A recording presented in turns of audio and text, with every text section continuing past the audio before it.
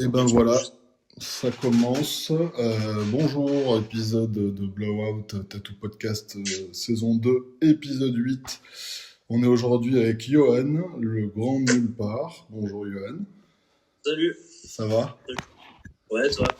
Ça va, ça va. Merci beaucoup d'avoir accepté l'interview, c'est super cool. Bah, merci de m'avoir demandé, de m'avoir invité. Eh ben, chouette. Alors, bref, présentation. T'as quel âge? Tu viens d'où exactement?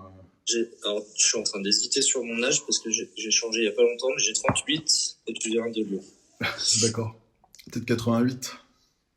87. 87, ok, ça Et marche. du coup, tu me remets le doute, mais non. Chaque année, je me repose la question. Attends, je viens de faire 37, combien j'ai maintenant? À partir de quand je commence à raconter des conneries sur mon âge à venir? Ou est-ce que je continue de vivre mes 37 ans, tu sais?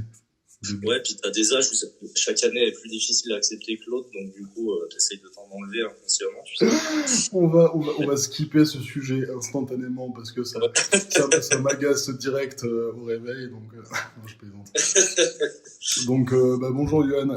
Alors question très simple pour commencer, petit brief sur ton parcours un peu tatou. Ça fait combien d'années que t'es dedans? Où est-ce que t'as commencé? Comment? J'ai commencé à Lyon dans un shop qui s'appelait Empreinte. Ça fait 6 ou 7 ans, je dirais. J'étais l'apprenti de Johan Doré qui bosse sur Lyon aussi. Ouais. De chez Blossom, qu'on salue. Oui, grave. Qui est plus qu'un pote. Et ouais, voilà. Puis 6-7 ans, je crois, je dirais. C'est une longue période un peu d'observation. Voilà, voir si ça le faisait. J'étais son premier apprenti, donc c'est un petit peu tourné autour avant pour voir si ça matchait, si nos humeurs étaient compatibles et puis s'il allait pouvoir m'apprendre des choses et vice versa. D'accord. Et ça remonte à quand ton idée, ton envie de faire du tatou? Franchement, je pense que ça m'est un peu tombé dessus. Je pense que c'est pareil pour toi quand tu parles avec des gens autour de toi dans le tatou.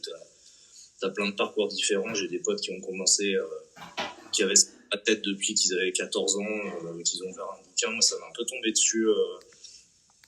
Je sais pas, j'ai toujours bien aimé ça, en fait, tu vois, en tant que client, que passionné de tatou. Après, je ne me serais jamais imaginé faire ça. Je pense que ça remonte à peut-être 2 ans avant. Et principalement parce que mon ex Manon était dans cette voie-là. Manon CX sur Instagram. Elle a permis de me lancer là-dedans. Et je pense que c'est un petit peu germé. Enfin, c'était un peu plein de trucs dans ma vie qui sont arrivés au même moment. J'ai toujours été attiré par l'art globalement, sur la musique, les bouquins, enfin un peu tout, même l'art visuel, mais sans jamais penser en faire moi-même. Et puis d'un coup, j'ai fait des études de musique, un peu toute cette carrière-là t'as arrêté. Okay. Et en rencontrant Manon à ce moment-là, je me suis dit, tiens, à la base c'était plutôt le dessin qui m'attirait, pourquoi pas essayer de dessiner, mais sans vraiment avoir d'envie d'en faire quelque chose. Il n'y avait pas d'idée de carrière ou même de faire. Puis après, elle a commencé à bosser chez Empreinte, j'ai un petit peu squatté avec ses collègues et amis. Et puis voilà, le bon vieux piston, quoi, qui fait. Tu m'as un peu prémâché la question, c'est bien, tu as fait des études de musique, donc rien à voir avec le dessin et tout. Ouais. Enfin, de facto, rien à voir, et en même temps, quand j'ai commencé, puis même maintenant, je pense que j'en parle avec des potes, avec des clients, je tire quand même beaucoup de parallèles entre les deux. J'ai un peu l'impression que c'est la même chose et que ça reste un médium différent. Alors après, toutes les spécificités propres au tatou, parce qu'on est un peu moins seul dans sa barque sur le fait que tu as un client qui a des exigences, etc. Puis toutes les spécificités même techniques. Mais ça reste, je sais pas, j'ai toujours tiré un petit peu des ponts entre les deux et je trouve ça assez évident. Je pense que Yo, au début, quand il me formait, je devais le saouler avec mes métaphores et mes comparaisons sur c'est marrant, c'est pareil, ça me rappelle quand avec mon groupe, on machin, on faisait ça, Ouais, mais ça se tient, hein. Moi, je sais que ce genre de métaphore, je l'ai fait tout le temps quand il s'agit de parler de travail, de discipline, de technique, de machin, le côté répétition, enfin tout ça, évidemment, il y a plein de distinctions, mais même avec d'autres formes d'artisanat au final, hein, je veux dire, ça peut se Oui, rejoindre sur plein d'autres choses, mais je vois ce que tu veux dire, hein, c'est cohérent, de ouf. j'ai fait, tu vois, j'ai bossé un peu en cuisine, je fais des trucs comme ça. J'ai l'impression que dès que tu essayes de faire un truc un peu investi où ça fait appel à ta créativité, mais au sens large, je parle pas de la créativité de l'artiste spécialement, mais dès que tu fais appel à cette fonction-là, je pense qu'on tire tous des ponts Oui. entre plein. Il y a plein de gens qui sont créatifs sans même s'en rendre compte, en fait, parce qu'ils l'exercent pas spécialement dans un domaine artistique, mais un boulanger, je sais pas, un carreleur, par exemple, il peut être tout aussi créatif qu'un peintre, qu'un artiste, qu'un écrivain, dans le sens. Bah ouais. Puis au même titre que moi, je sais que j'en parle souvent, mais il y a une partie du boulot de tatouage où c'est répondre à la demande, c'est vraiment être un prestataire, et puis une autre partie, enfin c'est ça qui est intéressant, une autre partie où c'est purement créatif et les gens viennent te voir pour ce que tu fais. Et donc, mais bon, cette partie-là de prestataire entre guillemets, elle est non négligeable, quoi. Elle fait complètement partie du truc. Clairement. Ok, et donc c'est quoi ton premier contact de mémoire comme ça avec le tatouage, vraiment le premier où tu t'es dit tiens vas-y, c'est allez, enfin, est-ce qu'il y a eu un déclic, une rencontre, un truc vraiment qui a fait que, enfin tu parlais tout à l'heure un peu de piston, de machin, mais je veux dire peut-être la rencontre avec Johan ou je sais pas, enfin un truc qui t'a vraiment mis le pied à l'étrier. Bah, je pense qu'il y a déjà, moi, mes premiers coups de cœur en tant que client, on va dire, ou tatoué, en tout cas, tu vois, de ce qui m'a plu, comme ce que je voyais comme tatou. Je pense, je pense que juste après la génération un peu magazine, j'ai plein de potes qui étaient, tu vois, qui lisaient Rise, tous ces trucs-là. Moi, j'étais abonné plutôt à la presse musicale, donc j'ai un peu du rock indé, tout ça, donc forcément, il y a du métal, tout ça, t'as des ponts qui se créent. Et, par exemple, je me rappelle d'avoir vu tu sais, le bodysuit du bassiste de Rage, de Tim Comerford, qui était un des premiers mecs que je voyais avec des bras tout noirs, ou des trucs comme ça, et ça me donnait pas forcément envie sur le moment, mais je sais que c'était des trucs qui m'intriguaient. Donc je pense qu'il y avait une petite part de ça, mais c'est beaucoup venu après avec Internet et in real life, on va dire, étant de Lyon, c'était les tatous de Jean-Luc Navette que je voyais en vrai. Et, on y reviendra à Jean-Luc Navette, forcément, tu t'en doutes. Mais oui. Et c'était, en fait, en tout cas, je pense que avec le recul, ça m'a marqué parce que j'ai pas été trop attiré par ça de manière virtuelle, que ça soit dans les pages d'un magazine ou sur Internet, même si évidemment Insta même MySpace à l'époque, ça m'a beaucoup amené là-dedans, mais c'était surtout, je pense, d'aller au concert sur Lyon et de croiser des tatous, même sur des gens qui étaient dans le public, des groupes, même des trucs sur scène, et puis je pense que j'avais une image assez restreinte du tatou, on voyait tous un peu de loin, de voir des patchs en trad sur un mec, des sleeves en japonais, et puis en fait, quand j'ai vu ces tatous, je me suis dit, ah ouais, putain, ok, t'as le droit de faire aussi d'autres choses, et puis après, des années plus tard, je suis revenu dans le jazz, dans tout ça, mais sur le moment, ça m'a ouvert à l'aspect artistique, en fait, direct, à me dire, ok, c'est pas que un truc trad, en fait, de transmission, on va dire, t'as aussi cette dimension-là, je pense que c'est ce qui m'a mis. Et après, ouais, la rencontre, évidemment, avec Manon, avec Yo, avec tous mes collègues de l'époque, et qui sont encore des potes de chez Empreinte, et puis toute la petite bande qu'il y avait sur Lyon après. Yes. Bah ouais, Lyon, grosse ville du tatou quand même, hein. Enfin, ça s'est peut-être un peu dilué avec le temps, mais il y a une dizaine d'années, c'était quelque chose, hein. Je me souviens, on parlait un peu de Lyon comme... Enfin, il y avait un truc un peu particulier qui se passait là-bas avec justement l'époque Rise, Navette, etc., qu'on fait vachement parler de Lyon à l'époque. Enfin, ouais, il y avait un truc qui se passait par là-bas, ouais. Et tiens, c'est marrant, mais rien à voir. L'affiche qu'il y a derrière toi, là, on dirait des typos de hameaux de Bruxelles. Et alors non, en fait, ça, c'est un print, c'est une collab entre Vania Zourafliov, qui c'est un artiste russe. Alors il y a une espèce de légende autour de ce gars, un peu tout est introuvable, en fait, tous les trucs que tu peux acheter. C'est un mec qui a notre âge à peu près, et, et qui a été élevé en fait par des parents profs d'art. Mais c'est pareil, tu trouves très peu d'infos, t'as pas d'Insta, de Facebook, de trucs et tout. Il a fait beaucoup d'affiches de films, de bouquins, d'illustrations et tout, et ça c'est l'affiche de Dracula. C'est hyper beau. Avec Aaron Orkey, qui est un illustrateur aussi ricain. Ils font tous partie d'un collectif de Vacuum. Donc vous pouvez aller checker, c'est hyper intéressant. Enfin, le taf de tout le monde, c'est vraiment top niveau. Ouais, T'as Feral Kid, des mecs comme ça aussi. Je te redemanderai la ref à la fin, peut-être, pour le mettre. Et en fait, c'est aussi, tu vois, c'est un des trucs qui m'a beaucoup influencé dans le tatou, ce mec-là. Et en fait, pareil, c'est un petit peu des ponts qui m'ont amené de la zik à l'illustration. En fait, moi, je l'avais découvert parce qu'il avait illustré des pochettes d'albums pour un artiste folk qui s'appelle Matt Elliott, qui est un anglais, qui fait un peu des folk songs, c'est hyper chouette aussi. Okay. Et en fait, il se trouve qu'il a annoncé que Vania était mort apparemment il y a une quinzaine d'années et personne n'en savait rien. Et je bosse un petit peu à Londres de temps en temps. J'avais une cliente qui avait pas mal de repros de Vania en tatou. Moi, j'ai une repro sur mon dos aussi. Et en fait, du coup, donc on parle de lui. Elle me dit, ouais, apparemment, il avait un peu fini sa carrière dans un hospice. Je sais plus dans quelle ville. Je vais pas dire de conneries, mais dans une ville anglaise, un peu de seconde zone. Et okay. Pas dans un hospice, mais un sanatorium, quoi. Ouais, carrément. Donc je savais pas trop si c'était des légendes urbaines et tout, et apparemment donc Matt Elliott a réussi à avoir des nouvelles. Apparemment il serait mort depuis une quinzaine d'années, on a appris ça l'année dernière, donc ça participe un peu à la légende et au mystère qui est autour de ce mec, mais en tout cas même sans ça, même sans le côté un peu décorum, tu peux aller checker son taf qui est juste fou. C'est bien, tu vois, ça nous a mis le pied à l'étrier. Décidément, ça fait 2 fois que j'utilise cette expression pour parler de ce vers quoi j'allais aller derrière, de tes inspirations. Donc, je pense, sans me tromper, que l'art nouveau, tout ça, ça te plaît. Hein. On retrouve beaucoup de parallèles avec Mucha, etc. Moi, il y a pas mal de tes trucs qui me font penser un peu à des affiches de péplum ou des vieilles illustrations, un peu de cinéma des années 20, 30.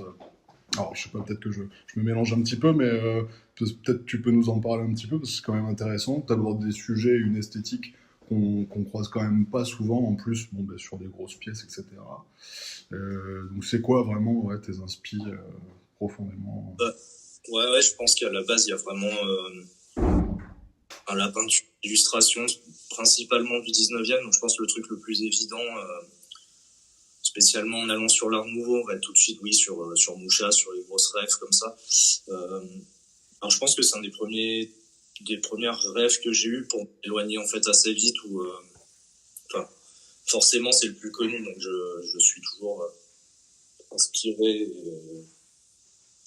et bercé de son taf, on va dire, mais après avec toute la variété qu'il va y avoir aussi dans la peinture du 19e, donc tu as l'art nouveau, mais il y a aussi tous les courants orientalistes à côté, les illustrations un peu déjà, les premières illustrations à l'encre, des trucs style Aubrey Bursley, des mecs comme ça, où en fait tu as déjà du dessin tatou presque en fait direct, noir, blanc, hyper contrasté, et c'est hyper moderne.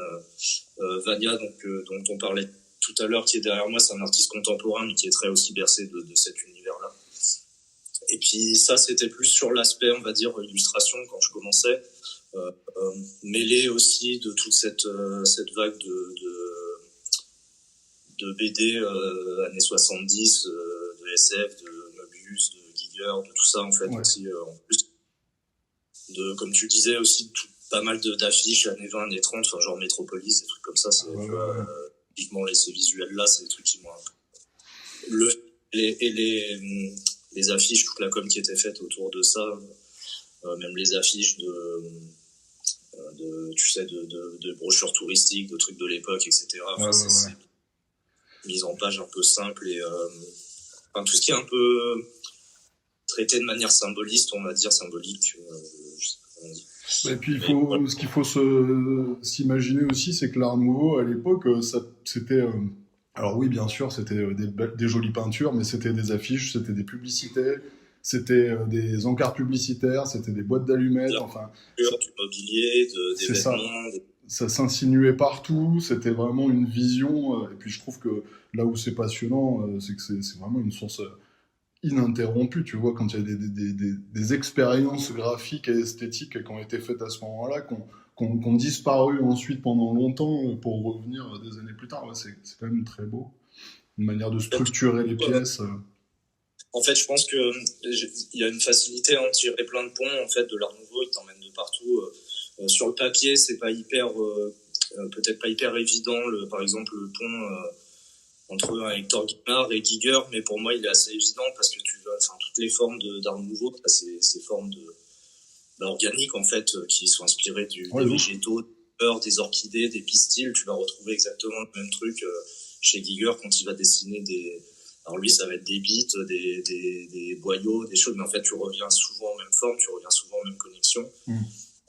Et en fait, ces connexions-là, moi, très vite, dans le tatouage, je trouve que déjà, c'est hyper exploitable parce que ces formes organiques, elles sont assez évidentes à bosser sur un corps. En fait, tu peux vraiment jouer avec et c'est assez cool. Et puis, de là, ça m'a, en fait, une forme art nouveau, tu peux très vite dévier vers des cartouches sur un fond jade. Tout va se relier avec du maori, du tribal. Je pense que les ponts, en fait, quasi infinis. Donc, je pense que de ces références d'illustration, après, plus je me suis mis dans le tatou, en développant ma culture tatou, tu vois, Yo m'a beaucoup aussi aidé là-dessus au début quand je commençais, et puis tous les autres tatoueurs que j'ai rencontrés, mais tu viens vraiment faire ton Tetris, en fait, tout seul, tu connectes toutes ces et je pense que dernièrement, j'ai plus d'inspi purement tatou, on va dire, de rêves plus traditionnels, principalement japonais, mais aussi pas mal de polynésien sur la façon, comme je fais des grosses pièces, de faire fonctionner, je sais pas, un body suite, des connexions entre des parties du corps, etc., même du trad sur certains trucs plus illustratifs, etc. Mais après, c'est toujours un va-et-vient, en fait, ces inspi tatou qui viennent se mettre dedans, j'ai pas mal de, je sais pas, je vais choper un bouquin de tatou japonais, j'en ai acheté un spécialement sur les body suites et tout. En fait, il y a des trucs qui vont me ramener dans l'autre sens de manière évidente en me faisant repenser à des trucs de Giger en me disant putain, mais c'est marrant, c'est des trucs dessinés à des siècles d'intervalle et c'est quasiment tu retrouves toujours les esprits. Je pense que tu connais. Ouais, mais c'est clair, c'est hyper intéressant, mais comme c'est drôle parce que oui, effectivement, là on parle un peu de l'inspiration entité tatou, puisque c'est vrai aujourd'hui, il y a peut-être beaucoup d'artistes comme ça qui arrivent à mêler différentes influences et que ça reste méga cohérent. Et je sais pas pourquoi, mais moi ça m'évoque, parce que des bouquins d'estampes japonaises j'en ai, et par exemple, quand à une certaine époque au Japon, ils essayaient de s'imaginer Paris ou des trucs, enfin des affiches par exemple, j'ai rien qui me vient, j'ai un peu la tête dans le cul là, mais bref. Mais tu vois un peu les trucs, style mi-Jules Verne, mi quoi, en fait. Et là, c'est drôle parce que tu as une confrontation directe entre ce qui se passait ici en Europe, du regard d'un japonais. Oui, c'est marrant. Ça fait un petit bloc. Mais c'est marrant que tu évoques le tribal, enfin, le polynésien ou ce genre de choses, parce que c'est vrai que c'est pas le premier truc auquel j'aurais pensé. Maintenant que tu le dis, quand on pense aux structures globales, des bodysuits, etc., en même temps, ça fait sens, parce que c'est quand même des tatouages qui sont faits pour remplir des corps complets, et donc effectivement, le pont se fait... En fait, je pense que c'est une base de... j'ai pas envie de dire de référence, parce que référence, ça implique que tu as un grand bac à côté de toi avec des images, et puis tu vas, ou ton Pinterest, et puis tu vas aller croquer dedans, et puis te décalquer ça et proposer des motifs. En fait, moi, j'essaie toujours d'avoir quand même cette limite assez consciente de me dire, il y a ce que moi je vais en faire, mais il y a aussi une culture qui m'appartient pas forcément, dont j'ai pas les codes, et même si j'essaie de m'intéresser à tout, au bout d'un moment, tu peux pas être un expert en trad, en marquisien, en bornéo, en japonais et tout. Donc, il y a un moment, je me limite aussi. Et par contre, je voulais dire référence dans le sens où essayer de faire un body suite, un dos, ou ne serait-ce qu'une sleeve. En fait, t'as plein de cultures qui pratiquent ces compos-là, en fait, depuis des millénaires. Et quand t'as 2000 ans d'essais, d'échecs sur des trucs, au bout d'un moment, tu te dis peut-être que s'ils sont arrivés à certaines solutions, enfin, ça, tu peux le trouver partout, en architecture, etc. C'est peut-être qu'elle marche et il y a peut-être une raison, en fait. Et c'est hyper important de pas s'en couper. Alors après, ça veut pas dire, j'aime pas non plus graver les choses dans le marbre et j'aime pas trop, tu vois, dans le tatou, les gardiens du temple non plus, parce que je pense que il y a aussi un aspect du tatou qui est lié pour moi à une forme de liberté et de fuck off, en fait, je vais faire un peu ce que je veux quand même, mais il y a toujours cette espèce de balance qui des fois, c'est hyper paradoxal, mais en fait, j'essaie de trouver mon équilibre là-dedans et de trouver un truc qui marche, mais en même temps de pas trop lorgner d'un côté ni de l'autre. Mais pareil, tu vois, pour mélanger tous ces trucs-là, c'est pour les mêmes raisons que j'essaye de pas trop marquer une temporalité visuellement. Tu vas jamais voir sur mes dessins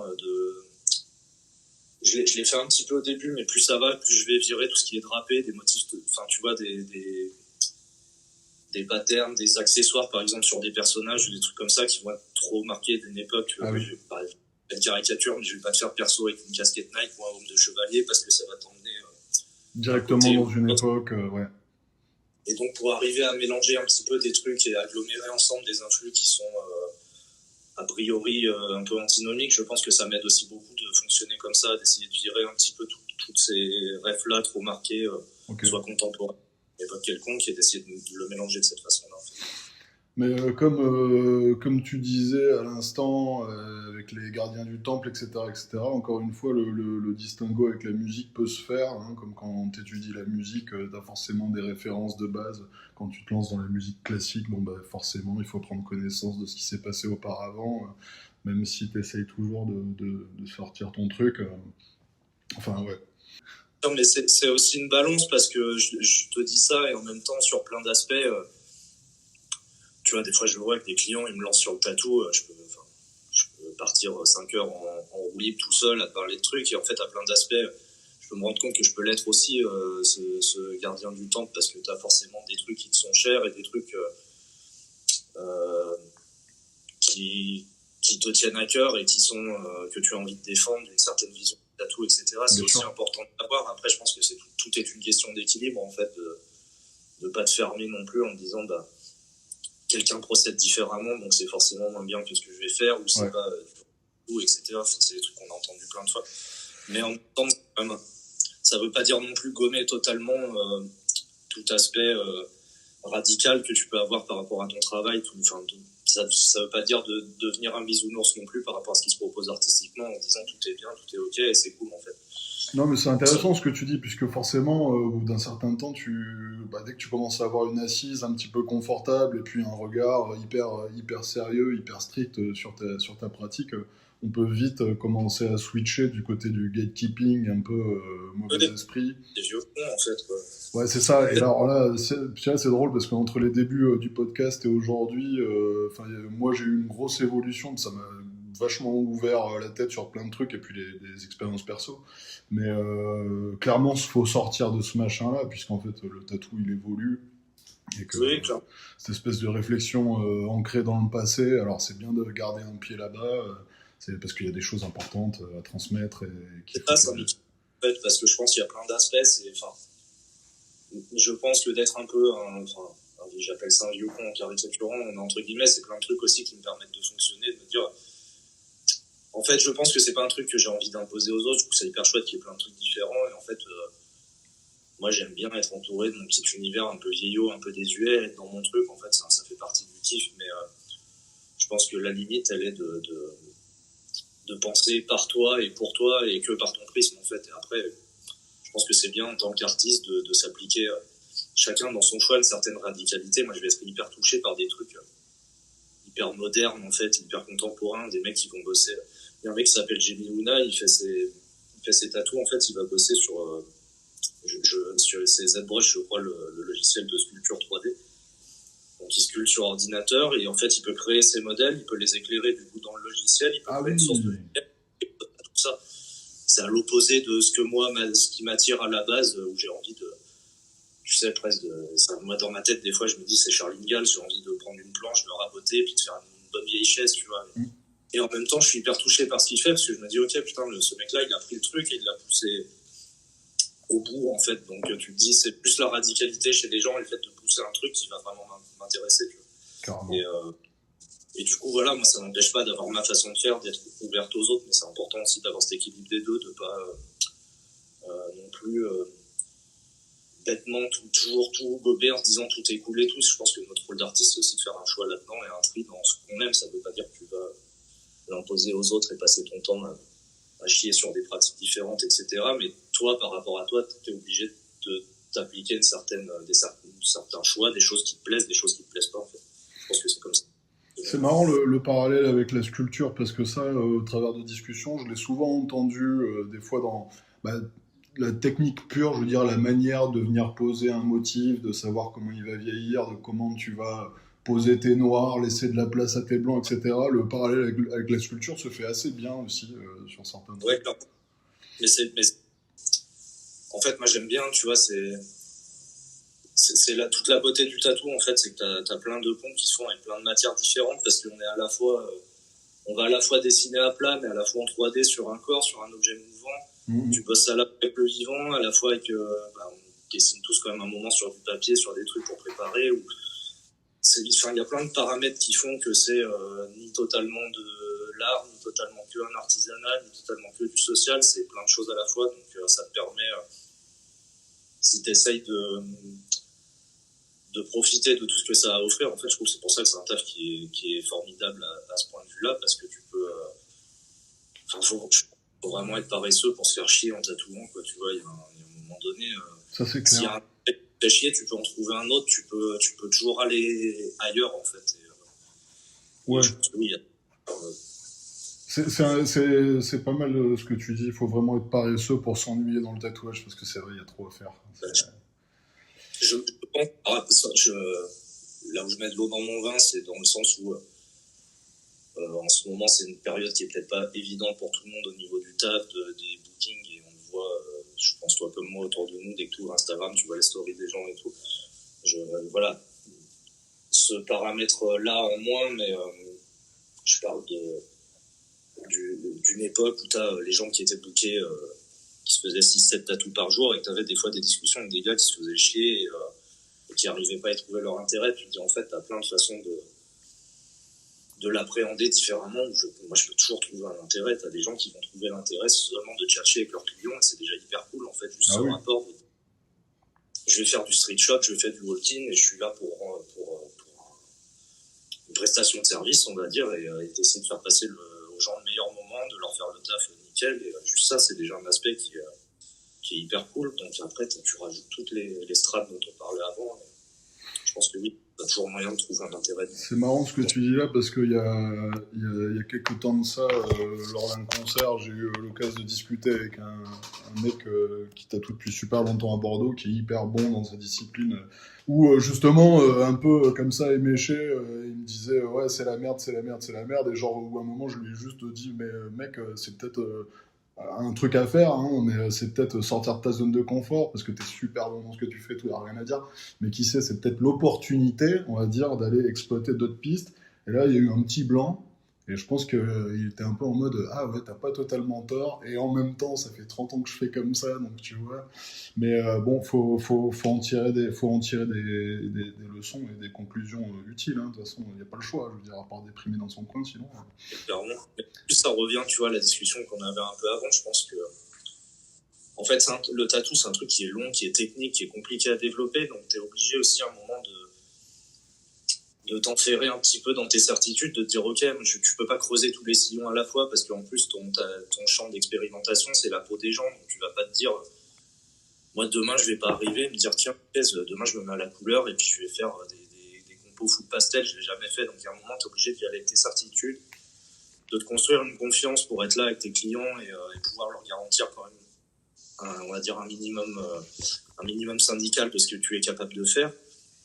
Donc c'est dans ce sens-là que ça peut vite t'entraîner, être un peu un vieux con, parce que pour se construire dans ce métier, t'es obligé d'avoir des certitudes à un moment donné. Donc ça peut te pousser là-dedans, et c'est pour ça que moi je suis hyper admiratif des gens qui durent dans ce métier. Un mec comme John Dix, par exemple, quand je l'ai rencontré, tu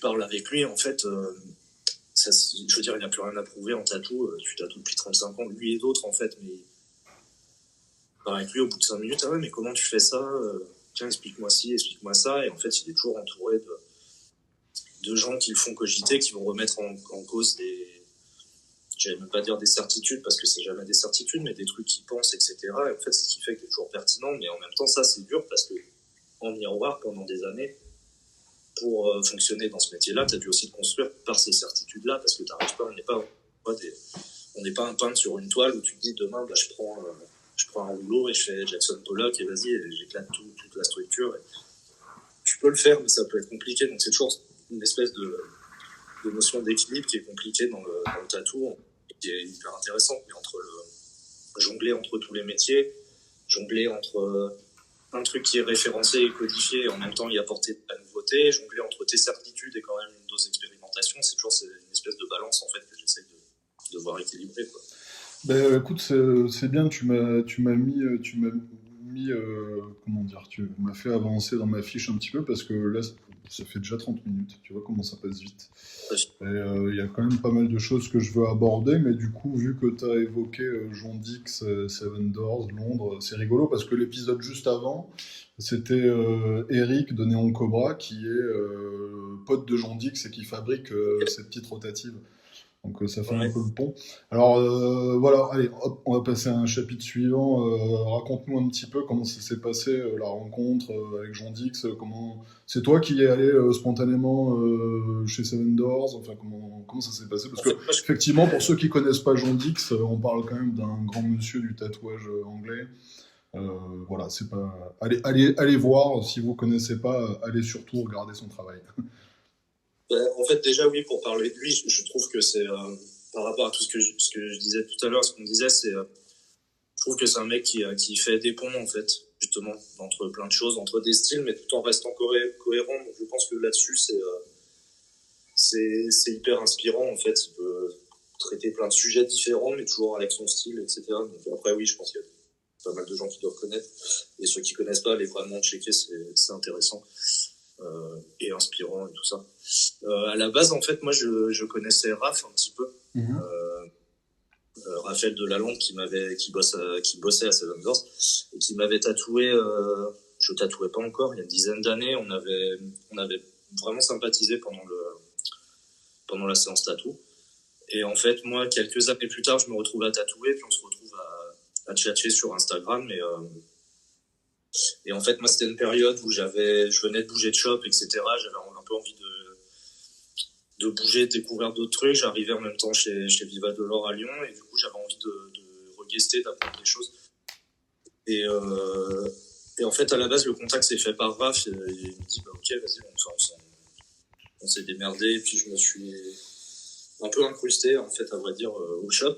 Et donc, bah, forcément, mon pote de base, ça reste Raph, mais je pense qu'on est très vite devenu aussi pote, voire plus pote avec John, et, parce que en fait, c'est toujours bizarre pour moi d'en parler, parce que je me dis, tu sais, c'est un mec que j'admire, donc j'ai pas envie non plus de me dire, ouais, on est potes parce que nos tafs sont cool et tout. Enfin, tu vois, c'est toujours bizarre de te mettre au level, donc c'est toujours un mec pour qui j'aurais le plus grand respect, mais justement, qui m'a jamais fait sentir ce truc-là, de me dire, bah écoute, t'es un petit nouveau, moi je suis au-dessus de toi, on fait ce truc-là. Et en fait, ça a été hyper simple. Et je crois que la première fois où je suis allé en guest, on avait du temps en fin de journée tous les deux. Je me vas-y, on peint, et puis on s'est posés tous les deux.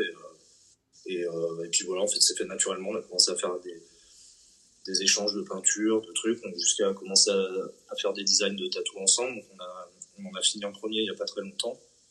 Et on est en train d'en faire d'autres. Et puis au-delà de ça, je pense juste humainement, en fait, je trouve que c'est vraiment une belle inspiration au-delà de son taf, je pense pour plein de gens qui ouvrent des shops maintenant et tout, de te dire ouais, c'est cool, t'as un mec qui fait ça depuis des années et des années. Alors Seven Doors, ça fait 10 ans qu'ils ont le shop, mais il a fait d'autres trucs avant et tout. Et de te dire ah ouais, le mec il a 35 ans, mais il est toujours là le matin en train de dessiner. Il bosse tous les jours, quand il a du temps, bah, il est là, il peint, franchement il fait 10 milliards d'activités, etc. Et toujours à apprendre de tout le monde. Et en fait, t'as pas quand tu vas chez eux, ce que j'ai adoré, c'est que t'as pas cette impression du château avec le roi sur son trône au fond de la pièce, et puis la petite cour de d'une équipe, et lui, il est partie prenante de ça. Et j'ai même envie de dire, je pense que c'est l'aspect qui doit le faire chier un peu de gestion et tout. c'est des trucs bien volontiers. Le kiff d'avoir un shop, c'est cette espèce d'alchimie, d'émulsion qui se crée entre tout le monde, en fait. Et je trouve que c'est hyper inspirant, là où des fois, tu vois des gens qui vont ouvrir un shop et en 2 ans, choper un melon pas possible. Et où leur seul but là-dedans, c'est de faire cravacher des gens pour eux et se payer une maison sur la queue. Donc, Mais ça, on voit comme ça, c'est hyper bien, t'as raison. L'aspect collaboration aussi hyper intéressant. T'avais un moment posté un peu des collabs avec, alors j'ai un petit doute maintenant, il me semble que c'était un tatoueur allemand. Autrichien, c'est avec Stéphane Alvax. Alvax, exactement. Putain, et ça c'est cool aussi. Est-ce que ça a mené quelque part? Il y a déjà eu des boulots? Alors, on a attaqué un bras, sauf que en fait, on a un peu, je pense, on a eu un peu des phases compliquées, raison perso chacun. Donc en fait, ça fait qu'on a dû, en fait, on devait se croiser à Seven Doors. Il y a lui qui a été malade, qui a eu des trucs, moi un peu pareil. En fait, chacun un tour de rôle, donc ça, on a mis des plombs à se croiser. Du coup, ce qui fait qu'on a attaqué chacun de notre côté. Enfin, moi, j'ai attaqué la partie de ma collab. On avait fait un design sur une sleeve, tu vois, où j'ai pu genre faire un bout d'épaule, le poignet. Et en fait, lui, il faut encore qu'il fasse sa partie. Okay. Donc, on désespère pas de continuer. Là, j'ai eu quelqu'un, d'ailleurs, c'est marrant, il y a 2 jours, qui m'a demandé pareil pour un bras. Et il faut qu'on se réécrive, qu'on arrive à se capter, mais je crois qu'il y a eu... en fait, moi, j'y allais en gros tous les 2-3 mois, tu vois, chez Seven Doors. Et lui, à un moment, il y allait pas mal aussi. Et en fait, on a réussi à se rater comme ça pendant quasi un chaque fois. Dommage. J'ai des trucs aussi avec John Dix, machin. Et en fait, on s'est toujours pas rencontrés en vrai. On cherche beaucoup sur Instagram. Donc, c'est aussi, des fois, je trouve un truc cool avec les réseaux, malgré tous les points négatifs que ça peut avoir, mais de te dire tu te fais un peu des potes que t'as jamais vus à l'autre bout du monde, et artistiquement en tout cas ça allait hyper vite à faire les designs. Ah bah ouais. Et on désespère pas d'arriver à se rencontrer et de pouvoir suivre les projets en vrai, mais en tout cas on va avoir normalement un premier dans pas très longtemps qui sera. Bah, c'est trop cool en tout cas. Moi j'avoue que c'est un tatoueur que je suis depuis un moment et bah, j'adore son job. Enfin, franchement, ouais, c'est bodysuit, cheveux, bon bref. C'est des heures à en parler, je veux dire, tellement c'est beau quoi. Ouais, et moi je trouve que techniquement et au niveau du design et tout, et de comment c'est tatoué, j'ai l'impression que c'est en Europe et dans ce style-là, c'est un des mecs les plus forts qu'on ait, et je pense qu'il n'est pas reconnu, il devrait... il faisait des machines à un moment lui un peu. Ouais, je crois qu'il en fait toujours un petit peu. J'ai vu quelques mecs qui bossaient dessus. Et... Moi j'en ai vu aussi, ouais. Je connais un tatoueur qui travaille avec Eric d'ailleurs, Jock, qui a travaillé un peu avec lui. D'ailleurs, pour parler un peu plus d'aspect technique, etc., donc par rapport à la cicatrisation, alors je sais, tu mets en avant, je crois que tu vas me voir venir, tu mets en avant les cicates T noir, les cicates T gris, etc., etc. Je me rappelle même un moment où tu avais sondé un petit peu sur Instagram qui fait quoi, pourquoi dans le gris. Et justement, ce qui est super intéressant dans ton boulot, c'est qu'il y a ce travail du gris, ce travail du noir, très très saturé quand même, et que je trouve parfois très peu de respiration, mais moi j'adore le côté hyper saturé, donc c'est assez cool. Par rapport au noir, justement, à l'aspect technique et la cicatrisation pure et dure, je sais aussi que tu es allé te former un peu chez Manu. Est-ce que tu peux nous en parler? Parce que moi j'adore, enfin, je comprends à plein de niveaux pourquoi des personnes comme toi ou même d'autres vont le voir. Qu'est-ce que tu en retires? De toute façon, toi comme moi, sur les machines, on pourrait parler et comme on disait au début, on pourrait ne pas se rendre compte qu'on a pris encore une année, je pense, à la fin de la discussion. Mais, je pense qu'au-delà même de me former, ça a ouvert le champ des possibles sur faire ce travail-là. Si tu scrolles mon Insta, il y a 3-4 ans, j'avais pas du tout ce format de pièce-là. Clairement. Et pas autant de noir et d'aplats et de choses comme ça, et pas du tout la même échelle de toute façon de tatou. Et je pense que ça m'a ouvert à ce monde-là, enfin ça m'a ouvert cette porte-là. Je pense que quand j'ai commencé à dessiner, j'avais envie de faire des grands formats, et en peinture, j'ai commencé avec la peinture à l'huile, et c'était même sur des trucs un peu réalistes et tout, mais moi c'est toujours le noir pour moi qui fait fonctionner, peut-être qui amène ton œil sur la lumière, justement, paradoxalement. Ce que j'aime bien même dans les compos, c'est de te dire en fait la vision que j'ai, c'est que la partie la plus importante sur mon tatou, ça va être la seule qui est pas tatouée. Et ça marche parce que tu mets beaucoup de gris et de noir, c'est-à-dire que ton œil il est attiré par les seules zones de négatif. Et en tatou, le négatif, t'as pas mis d'encre, il peut pas mal vieillir, c'est ta peau en fait. Donc elle vieillira comme elle doit, et du coup, le motif central de ton tatou, c'est là où il y aura rien en fait. Donc c'est un peu ma vision du truc, tu vois. Et ça rejoint le truc avec la sculpture où on enlève de la matière au final pour faire vivre le design, et c'est clairement ça. Ouais. En fait, je dessine même comme ça, si tu veux, quand je pars sur un bodysuit, je prends une photo de mon client, de ma cliente, je le passe en noir, et en fait, je dessine avec une gomme pour aller les formes à la base. Et après, là-dedans, je viens recrayonner, créer d'autres motifs, etc. Mais à la base, ça part comme ça, et je bosse un peu comme de la sculpture en enlevant de la matière.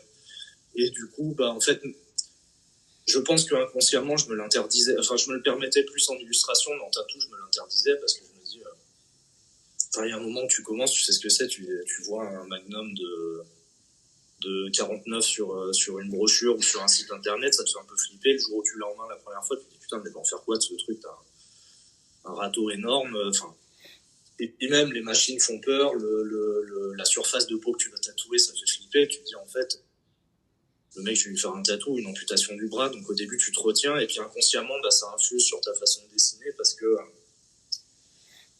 j'ai jamais fait le choix conscient en me disant non, mais je vais dessiner comme ça ou comme ci.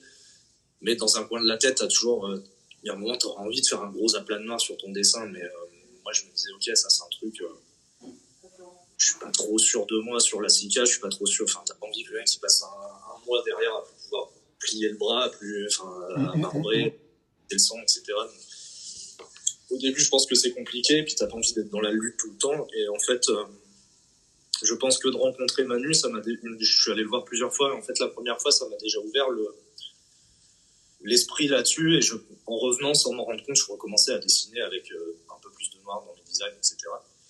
Et puis, parallèlement, tu commences à te mettre dans les machines, dans la technique du noir, etc. Je commençais déjà à faire pas mal de gris, donc ça a commencé à créer des ponts entre tout le truc, et puis, en fait, ça fait une espèce de boule de neige, et plus t'en fais, plus tu vas vite, plus ça cicatrise bien, plus je trouve que mes motifs fonctionnent parce qu'ils sont plus contrastés, que c'est ce que je disais à la base. Et puis après, c'est comme on disait tout à l'heure, c'est des jeux de va-et-vient, tu y vas, tu retournes, des fois tu vas vraiment sur des trucs tout noirs, tu reviens un peu, tu remets un peu plus de gris, tu vas remettre un peu plus de respiration. En fait, je pense que je m'emmerde vite aussi, donc il y a toujours ce fonctionnement de va-et-vient dans ce que je vais créer, mais par contre, Manu m'a ouvert à ça, m'a donné cette possibilité-là, et puis au-delà de ça, après, les machines, j'ai commencé à les utiliser pour plein d'autres choses. Je fais quasiment tout avec maintenant, un petit peu de dot léger ou truc, mais je pense que il fait partie des gens, je trouve, qui ont un vrai savoir. C'est pas académique parce que c'est très très pratique en fait ce qu'il t'enseigne, mais un truc vraiment scientifique en fait. Ouais. Mec, Yo m'a formé sur plein de choses, il m'a développé la culture, il m'a donné le goût du tatou, le goût de faire une belle ligne, de faire un aplat, de placer un design, etc. Manu, il m'a appris le fonctionnement du courant électrique, le fonctionnement d'un électroaimant, la mécanique, les différents alliages sur des cadres. On peut en parler des heures, je pense que ça va être trop technique pour ce qui nous intéresse ici, mais en tout cas... non, mais c'est ultra passionnant. Ça, c'est très intéressant parce que justement, j'aborde aussi ce sujet-là par rapport au fait que les choses sont pas forcément faciles, quelle que soit la discipline, et que peut-être c'est quelque chose qui manque. Alors, encore une fois, je veux pas faire le vieux moi ceci, moi cela, mais c'est peut-être quelque chose des fois qui manque à l'envie de progresser de certains jeunes tatoueurs, d'aller approfondir techniquement ce genre de choses, sans dire tout de suite de se lancer dans des grands aplats de noir, etc. Mais effectivement, l'aspect technique, le fonctionnement des machines, etc., etc. Putain, ça fait partie du boulot aussi, quoi. Ben oui, mais en fait, il y a deux paramètres. Je pense que tu as beaucoup de gens qui... on va pas se mentir, toi, c'est une grosse partie de flemme, et deux, je m'en bats les couilles, en fait. Oui. Je veux dire, ton aplat noir, il va marbrer, et puis tu vas en chier, tu peux pas plus plier le coude pendant 2 mois. Je m'en bats les couilles parce que je t'ai pris 500 balles et rentre chez toi. Donc ça, c'est un aspect, oui, ça existe malheureusement. Après, t'as aussi beaucoup de gens qui veulent, je pense, mieux faire, et qui vont plus le trouver, ce savoir, parce qu'en fait, c'est un entonnoir, en fait, petit à petit, et il y a de moins en moins de trucs qui sortent à la fin, et je pense que t'as une grosse partie du savoir qui se perd et qui se transmet moins, et en fait, tu peux pas... t'improviser demain en disant, tu vois, moi, mes machines, je les monte, je vais démonter des trucs, changer des choses sur des cadres, les meuler, etc. pour arriver à façonner ton outil à ta main. Si t'as jamais fait ça, que t'as personne qui t'explique comment ça fonctionne, en fait, t'es en quête d'infos, mais t'as personne pour te les Ah, donner, ça, c'est ça sûr. s'improvise pas. Alors, ça peut s'improviser, mais tu t'auras jamais le même résultat qu'un mec qui a passé 35 ans.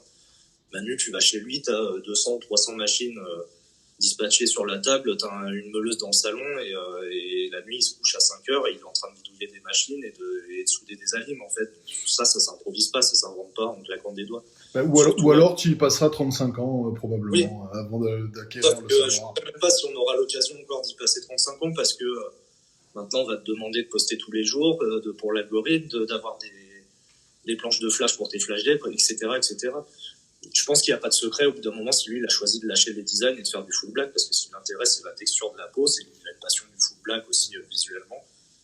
Je veux dire, tu peux lui parler de soulage ou de mecs comme ça pendant des heures, lui, ça intéresse le noir, en fait. Et puis au-delà de ça, oui, il a cet intérêt de... Il se pose une question sur le tatou, il va y répondre en fait comme un ingénieur avec une solution technique en fait de ce que tu peux faire. Et moi qui n'ai pas cette approche-là à la base, ça m'a ouvert d'un champ possible quasi illimité. En fait, c'est fascinant parce que du coup, tu commences à te mettre dans la même réflexion que lui. Tu dis, ok, il y a ce truc-là qui me fait chier sur la machine. Sa force, c'est de pas donner toutes les réponses. En fait, c'est de pas te dire, tu lui écris, putain, je galère avec ça, etc. Te dire bah ouais mais cherche un peu ton truc. J'ai rencontré des mecs comme ça aussi dans la musique et tout, et en fait c'est hyper bien parce que maintenant quand j'ai un truc qui me fait chier sur une machine, mais si je change d'alliage sur la maslotte, je change de ressort ou je me bidouille un truc pour fixer le clipboard ou machin, en fait tu crées ton outil. Oui. Et je pense que c'est l'aspect le plus important de ce que fait Manu, mais aussi l'aspect le plus important de bosser avec ce genre de machine, c'est que le savoir il reste aussi dans nos mains en fait en tant que tatoueur. Et je pense que c'est un truc qui est hyper important globalement dans la société, mais c'est qui détient les informations, qui détient les moyens et qui en a besoin en fait. Et je pense que si la personne qui a besoin de son outil est capable de le fabriquer, de le modifier, de le comprendre et de le réparer lui-même ou elle-même, c'est un truc qui est primordial. Et malheureusement, ça se perd dans le tatou. J'ai rien contre le fait de bosser avec un pen, de bosser avec une rotative. J'en utilise pour plein de trucs. Le souci, c'est que cette machine-là, quand elle tombe en panne, t'as rien d'autre à faire que de la renvoyer au fabricant.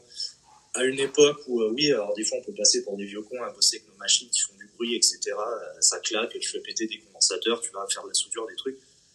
En attendant, tu changes pas de machine tous les 2 ans parce que le moteur faiblit, parce que si, parce que ça, la machine, je peux la foutre par terre, marcher dessus, je saurais la remonter, tu vois, dans une certaine mesure, mais... Ouais, mais ça fait la différence quand même. On parle d'écologie, de plein de choses, de consumérisme, de toutes ces choses-là. Je pense que c'est un paramètre aussi qui est à prendre en compte. Et ça, c'est très intéressant, ouais. Tout comme l'utilisation des tubes inox, tout comme un peu plus extrême la soudure d'aiguille, mais je suis encore hyper heureux de voir qu'il y a encore des mecs ou des nanas d'ailleurs qui font des workshops là-dessus et que c'est un savoir qui continue de se transmettre. Ça fait partie de notre culture aussi en fait. Et moi, c'est pour ça que tu vois.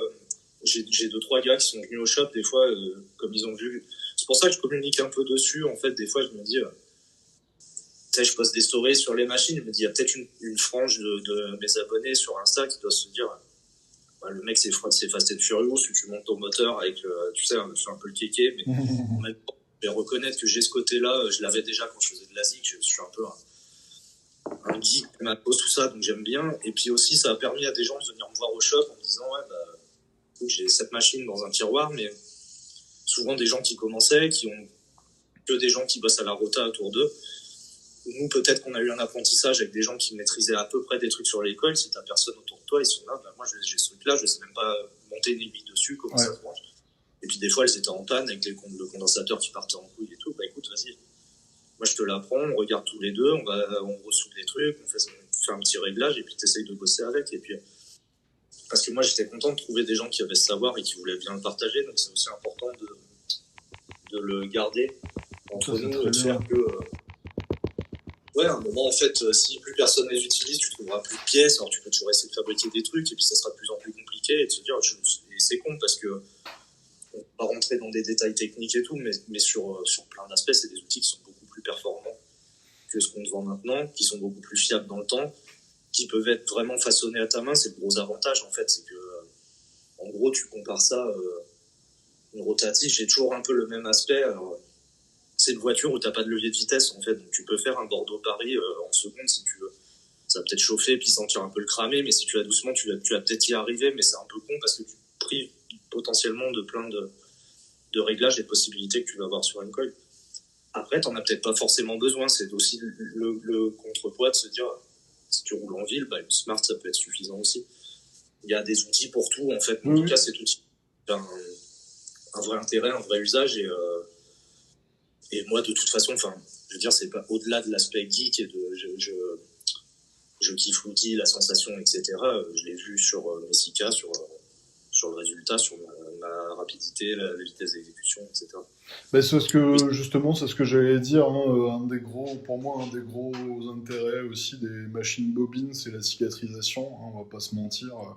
Moi qui utilise dans mon quotidien des coils et des rotatives, et j'ai des ersatz d'hybrides que j'utilise très peu, mais on va pas se mentir, hein, quoi que je fasse, je trouve que la cicatrisation à la bobine, elle est toujours plus douce, plus lisse, je sais pas. Mais, en fait, moi, c'est ce que j'ai kiffé avec Manu, c'est que lui, il a des vraies raisons en fait, de t'expliquer ça et de prendre un paperboard. Il va te dire voilà, parce qu'il se passe ça, parce que la rotative, elle a une stagnation dans la peau, parce que tu n'as pas le même nombre de temps pour descendre une aiguille sur une rotative que sur une coil, etc. C'est des fonctionnements qui sont tout à fait différents. C'est pour ça que je fais toujours ce petit comparo avec les bagnoles. En fait, tu n'as pas forcément besoin d'un pick-up pour rouler en ville, mais peut-être que si tu vas dans du sable, ça va être plus pratique d'avoir un gros 4x4, etc., où tu peux avoir une 103 SP. Alors ça fait peut-être un peu... y a je sais pas comment dire, mais un degré, oui, de jugement. En fait, non, on s'en fout. J'en dis que si tatou open, il fait des tatous qui déboîtent. Mais dans les besoins qu'il a sur ses tatous, il a pas forcément les mêmes selon ce que tu fais. Moi, une cas qui se passe mal sur un bras tout noir, enfin, c'est on va dire le motto de Manu, il vient de là, c'est que il fait un bras full black en 1h30. Donc le mec, tu lui ouvres l'entièreté du bras, tu le plaques en noir. Une infection, une complication ou quelque chose une cica qui prend trop de temps, ça finit à l'hôpital. C'est pas un peu de cicaplaste et puis on voit dans une semaine en fait. Donc forcément, pour faire ça, t'as besoin de machines hyper performantes. T'as plus les mêmes besoins. J'ai plus les mêmes besoins. J'ai pas les mêmes besoins que quand je fais un petit tatou en dot. Là, je sors ma rota, y a aucun souci. Je prends un petit shader pour paquer mes petites zones de noir. Je fais des points. J'ai aucun intérêt à m'emmerder avec une machine qui pèse 15 kilos, tu vois. Pour faire d'autres choses, j'ai besoin d'un outil performant. Donc elle amène ça et oui, sur la Sika, il n'y a rien à voir. Sur le temps d'exécution, c'est aussi pour ça que je communique sur les Sika, parce que je pense qu'on a une ère maintenant de l'IA, mais même avant d'Instagram, de retoucher ses photos. Alors, on fait tous, hein, tu fais ton petit contraste, ton truc et tout, mais je pense que c'est important aussi spécialement sur ces tatous-là, vous faites pas un full black en allant voir des photos d'un mec qui poste que des full black non cicatrisés. En fait, on s'en fout, on est tous capables de faire un aplat noir sur le moment. La vérité, elle va être dans le temps, en fait. Déjà, comment ça cicatrise, comment ça va peler, et puis ce qu'il en reste après. Ça, c'est clair, ouais. Ça, c'est sûr. Mais pour citer Noon dans son bouquin The Demystified Tattoo Coil Machine, j'aime bien son approche au début du bouquin où il dit alors il y a plein d'outils qui sont à disposition. Arrêtez de vouloir dire moi c'est ça, de se fermer aux bobines parce que c'est trop difficile, de se fermer aux pen parce que gna. C'est hyper intéressant ce qu'il dit. Moi, ça a changé ma façon de voir les choses. Que en fait chaque outil a sa raison d'exister et que tu peux avoir un setup avec plein de machines différentes. Tant que tu as un intérêt concret à les utiliser, pourquoi pas en fait.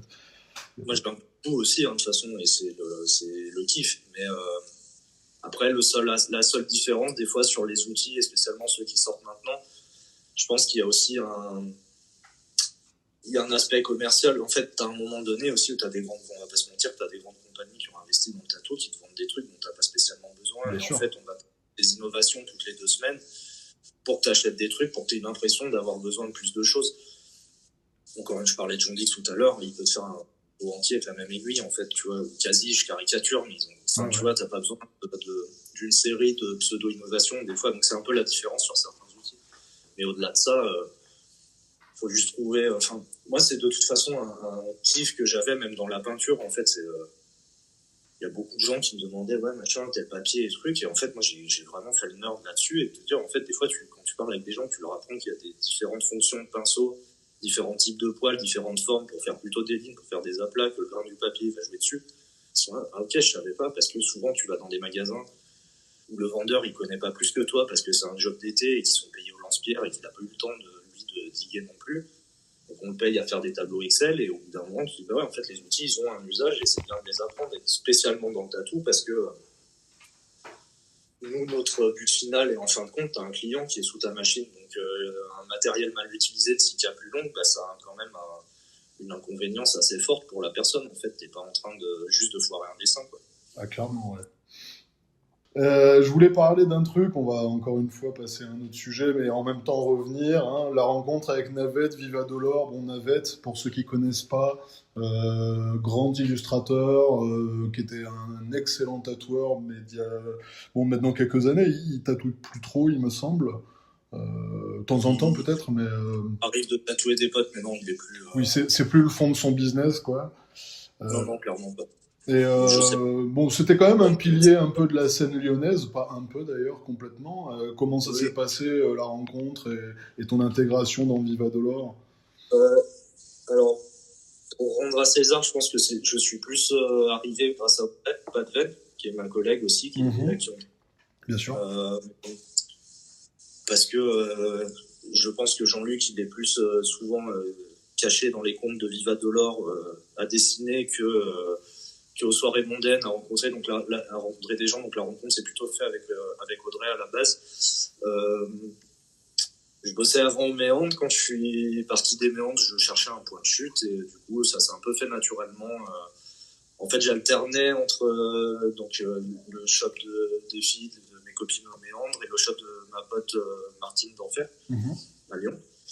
Et parce que en fait ni l'une ni l'autre avait de poste permanent, donc je faisais un petit peu la navette pour pas faire de mauvais jeu de mots, mais à un moment donné j'ai eu envie de me stabiliser un peu et d'avoir un seul lieu, et du coup ça s'est un petit peu fait naturellement comme ça chez Viva Dolor. Okay. Et après Jean-Luc, on s'est croisé. En fait, moi je le croisais sans que lui me croise, c'est que j'étais allé le voir il y a une quinzaine d'années pour qu'il me fasse un tatou. 15 ou 10, je ne sais plus, mais il allait arrêter, donc il m'a mis sur liste d'attente et puis ça s'est jamais fait. Et puis moi je l'apercevais, je pense qu'on écoute pas mal la même musique, donc je l'apercevais souvent au concert où il était. Et c'était un peu le gars où peut-être t'avais personne qui osait trop aller lui parler. On se disait, putain, t'as vu, il y a Navette, c'est cool et tout. Audrey, pareil, c'était toujours tous les deux. Donc t'as un peu le couple au milieu qui impressionnait tout le monde. Et puis après, j'ai commencé à le croiser un petit peu sur Lyon quand même, tu vois, des expos, des trucs. On a des potes en commun, donc on a un peu tchatché. Je crois que on avait vraiment plus parlé parce qu'ils avaient fait un petit marché de Noël au shop. Donc moi, j'étais passé comme ça. Et puis après, je suis arrivé au shop et ça, en fait, ça s'est fait hyper naturellement. Je pense qu'on a des caractères quand même assez compatibles.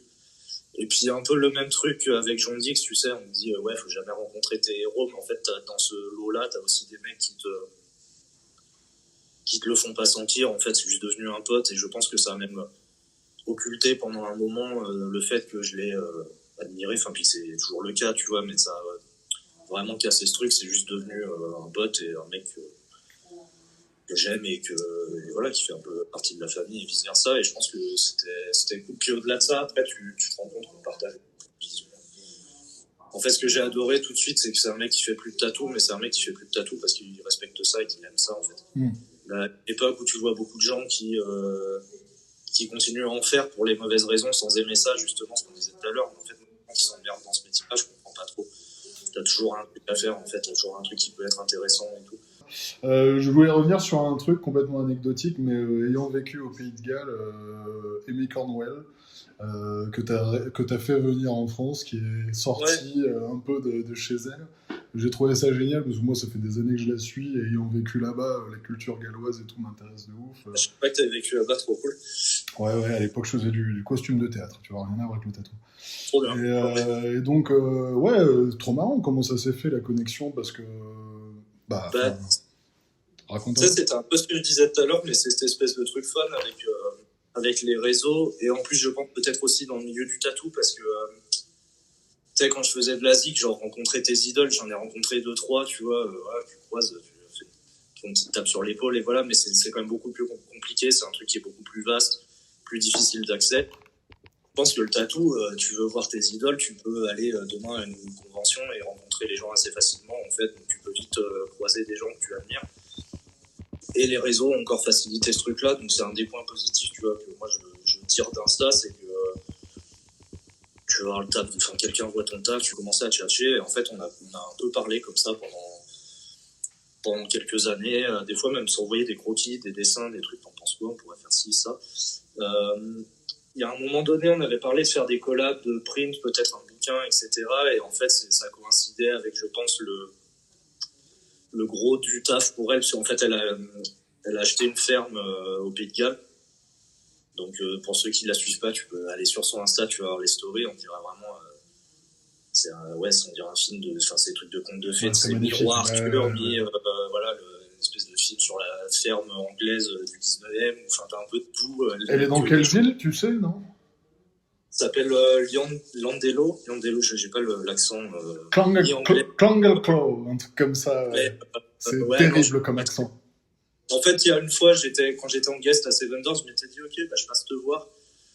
Et puis, j'avais rien booké, tu sais, donc je regarde location de voiture ou les trains, c'était du 6-8 heures dans les deux cas. J'ai fait, ah non, mais en fait, ça se fait pas en one shot ma journée. Ah non.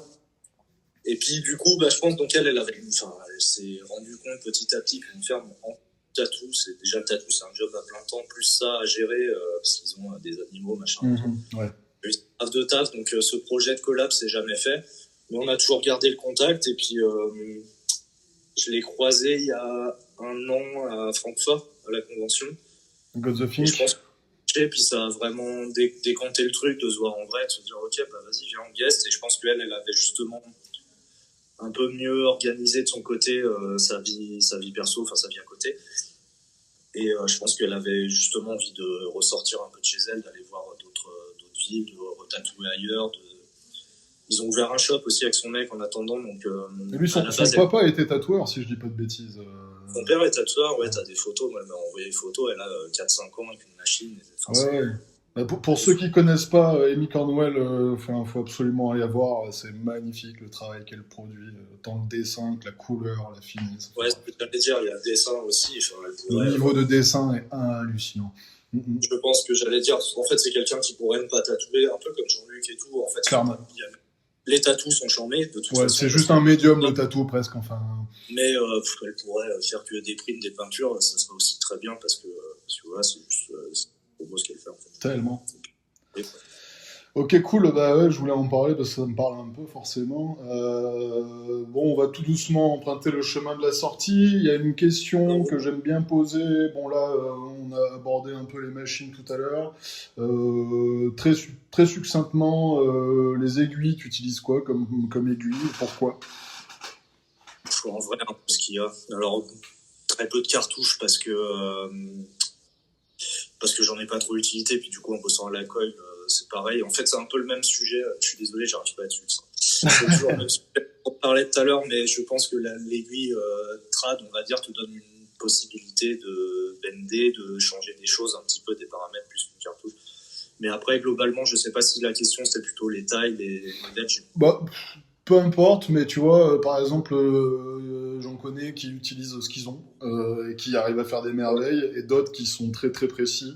J'aime tel faisceau d'aiguille chez telle marque et nanana. En vrai, je pense que c'est plus un côté pratique d'avoir. Je suis un peu une vieille personne routinière déjà, donc j'ai un peu toujours mes mêmes commandes. Tu refais le même panier, c'est plus simple. Donc, globalement, j'ai une petite 9 serrée pour mes lignes en 0,25. Je suis plutôt long taper parce que j'aime bien qu'il y ait un peu de souplesse puis que ça charge, avoir plus d'ongles dans la buse.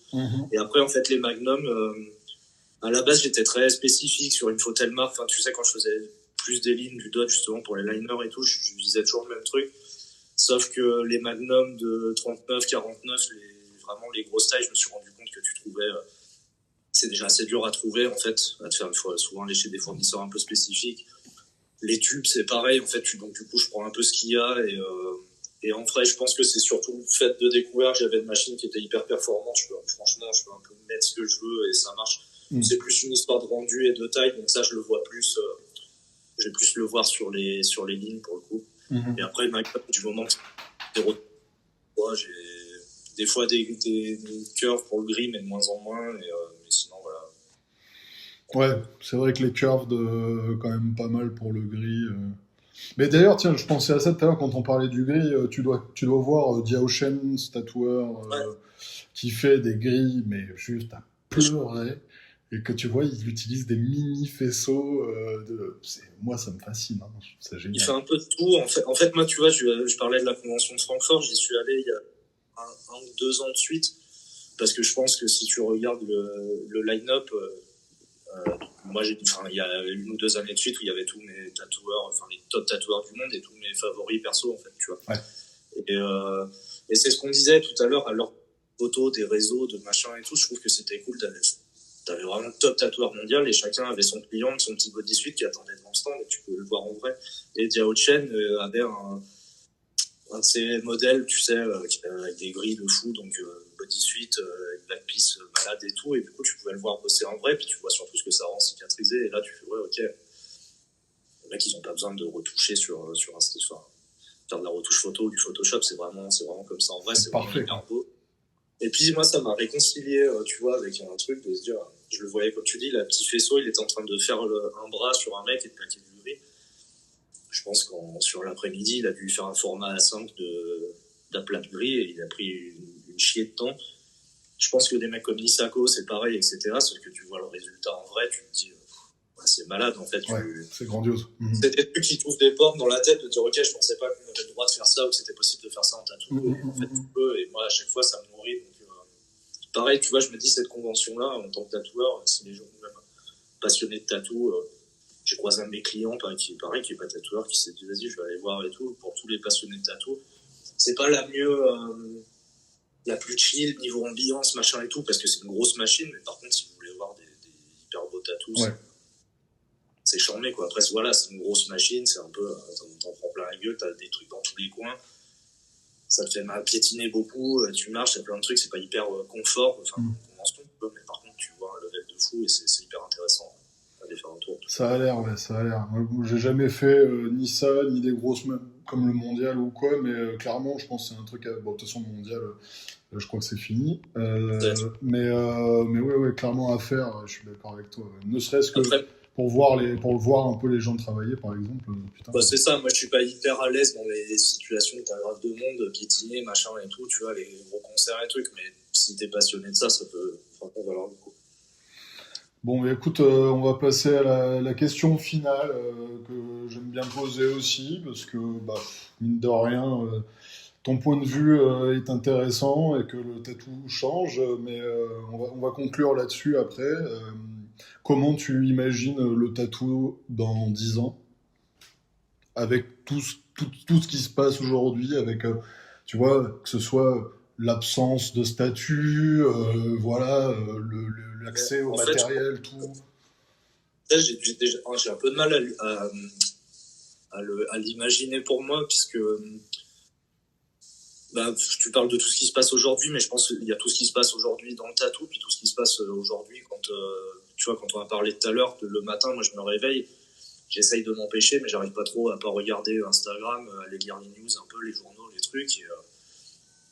Et en fait, je sais pas, il y a toujours une espèce de dualité dans ma tête de me dire, est-ce que c'est pas je fais que des tueurs, mais j'ai un pote qui fait de l'Asie, qu'on en parle souvent, où tu te dis, est-ce que ce qu'on fait, ça fait sens dans un monde où tu te dis, demain, tu peux avoir, enfin, t'as déjà des guerres, des génocides, tout ce que, voilà, on peut rentrer Je suis tellement dans le d'accord. détail. J'ai l'impression que tu dis, des fois, ça fait un peu de sens et peu de, ouais, c'est ça, est-ce que c'est pas inutile, en fait, et en même temps, du coup, je trouve que c'est dans ces moments-là que c'est encore plus, peut-être, utile et pertinent, et ouais, j'arrive pas trop à répondre à ta question, à l'imaginer, parce que je me dis, dans 10 ans, qu'est-ce qui peut se passer déjà pour nous dans la vie, enfin, Putain, c'est clair. pour l'humain. Mais, mais je pense que moi, le seul truc, en tout cas, que c'est peut-être plus en parlant que des gens qui tatouent depuis des années et des années, mais j'ai l'impression qu'à chaque crise, alors là, si on parle vraiment de ce qui se passe dans le tatou, t'as beaucoup de gens de poste, c'est la fin du tatou. Non, je pense que le tatou se portera très bien. C'est peut-être la fin d'un fonctionnement du tatou chez nous, certains shops, d'un mode commercial, peut-être pour moi aussi.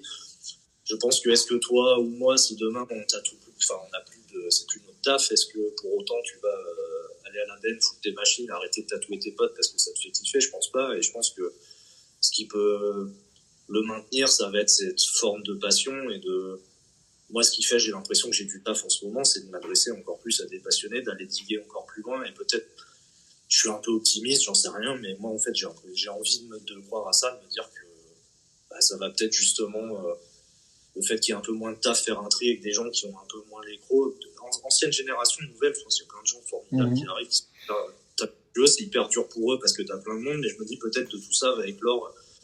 Je pense que t'as toujours dans n'importe quel courant, t'as une action-réaction, enfin, le truc devient un peu commercial, mainstream, à ce moment-là, t'as toujours des gens un peu plus radicaux qui vont émerger, de proposer un nouveau courant. Enfin, dans la ZIC, tu le vois beaucoup. Bien sûr. Et je suis un peu en espoir de ça. Après, dans quel cadre, quel fonctionnement, est-ce qu'il y aura encore des shops, est-ce que tout le monde sera dans son appart en train de retatouer sur la table du salon. En même temps, il peut y avoir un côté fun aussi, mais je pense que de toute façon, les choses disparaissent pas, elles se réinventent au final. Oui, de toute façon, c'est sûr, on l'a bien vu en très peu de temps. Je veux dire, le tatou a évolué entre l'accès au matériel, les évolutions positives et négatives. Effectivement, je pense qu'il faut en tirer des conclusions quand même positives. Le tatouage est en train de se transformer. Alors, effectivement, tout le truc avec les réseaux sociaux qui rend pas mal de gens assez tristes. C'est devenu, hélas, un prérequis, mais tu fais bien de rappeler, de s'adresser à des personnes qui sont vraiment passionnées, parce qu'il y aura toujours des gens, et justement les réseaux sociaux nous le permettent, qui viendront diguer et approfondir leurs connaissances. Je me suis rendu compte dans ma clientèle, j'ai beaucoup de par exemple, je suis un dernier tiroir, mais oui, ça rend triste de faire, moi ça m'emmerde de faire des vidéos face cam. Salut les loulous, aujourd'hui on arrive au shop, je vais me faire un café, on va voir comment je pose un stencil, j'ai pas envie de faire ça, mais en même temps il y a plein de tatoueurs que je suis qui le font pas, qui ont du taf, pour X ou X raisons, mais je me suis rendu compte que dans ma clientèle, t'as aussi des gens qui se sont créés un compte Insta pour pouvoir suivre mon taf ou me parler, parce qu'eux ils ont découvert autrement, parce qu'ils ont vu un tatoueur en vrai, ils ont dit ok, ça fait chier, c'est le seul moyen que je peux le contacter, donc ils ont les profils sans photo de profil, machin et tout, puis ils ont juste fait un compte pour qu'on puisse caler les rendez-vous. Et en fait je me dis, mon taf, il a encore parlé à des gens qui ont vu des tatous en vrai, qui se disent c'est cool, c'est qui, et tu le contactes. Enfin, il y a encore du tatou qui se fait comme ça, et peut-être que ça va reprendre un peu sens par rapport à tout ce qui se passe sur les réseaux, enfin dans la vie autour, et de se dire en fait c'est peut-être facile de le dire de ma position, mais je pense que c'est pas une fatalité, c'est pas la seule voie de dire. Genre oui, c'est plus dur, mais il y a d'autres trucs, il y a encore des gens qui ont pas Instagram, qui n'ont pas Facebook, qui voient les choses différemment, et puis ça va peut-être redonner une espèce de proximité d'aller voir ton tatoueur du coin, etc. Choses qui se perdent aussi peut-être un peu. Je pense même que ça va se renforcer, puisque perso, j'ai relevé de plus en plus que je pense concrètement qu'on va avancer tout doucement vers un truc où les gens vont peu à peu vouloir se détacher un petit peu de ce tout multimédia. Et je pense très sincèrement que dans les 10 ans, 15 ans, là, on va avoir de nouveau un nouveau souffle sur des gens qui veulent stopper un peu ce truc-là. Et justement, c'est bien ce que tu dis, parce que moi je remarque encore aujourd'hui le bouche à oreille fonctionne. Je veux dire, j'ai des gens qui me contactent, ils sont même pas allés voir ma page, juste ils ont vu un tel, et puis voilà. Mais c'est pas revient parce que, comme tu dis, au bout d'un moment, on va pas passer des journées entières avec des lunettes de VR sur la gueule et se dire, enfin, le tatou, ça reste un truc vrai, ça reste un truc où les gens, à un moment donné, tu peux fantasmer tout ce que tu veux, faire des designs de bodysuit sur l'iPad, et à un moment donné, tu vas poser ton cul sur une table et tu vas saigner, et au bout d'un moment, si tu veux fuir cette réalité, faut pas te faire tatouer. Donc en fait, ça veut dire que les passionnés de tatou, ils ont déjà cette volonté de réel et de contact avec le réel. Donc, mine de rien, c'est important que nous, on continue à faire des trucs dans le réel, c'est-à-dire éviter de faire des designs sur l'IA, éviter de faire des trucs en... Je m'en fous, on peut faire plein de trucs avec l'IA, avec la 3D et tout, mais gardons un pied dans le réel, parce que moi aussi, je suis capable de dessiner un bodysuit sur un iPad. Après, quand tu le fais sur une personne, qu'il faut poser les carbones et sortir tes magnums, c'est autre chose. Et en fait, les gens qui viennent me voir, qui viennent te voir, qui viennent voir des tatoueurs, ils ont cette envie de réel. Sinon, tu fais pas un dessin sur ta peau. Et je pense que ça, c'est hyper important. C'est pour ça que c'est important de continuer à regarder les tatous dans la rue, avec consentement et sans faire le stalker, mais aller voir des conventions, regarder les tatous des gens, s'intéresser à des vraies choses, en fait. Eh ben, je trouve que c'est une super conclusion pour cette petite interview. Donc, écoute, je te remercie, Johan, d'avoir répondu présent. Il y a 10 000 sujets que j'aurais peut-être voulu évoquer, mais je pense que c'est bien. On a réussi à rester concis, mais je prends des notes au fur et à mesure, ça ressemble plus à rien. Euh, En tout cas, merci à toi, et puis on te souhaite encore de belles et longues années de travail. Merci beaucoup de même, c'était ouais, c'était un plaisir. Cool, je te remercie.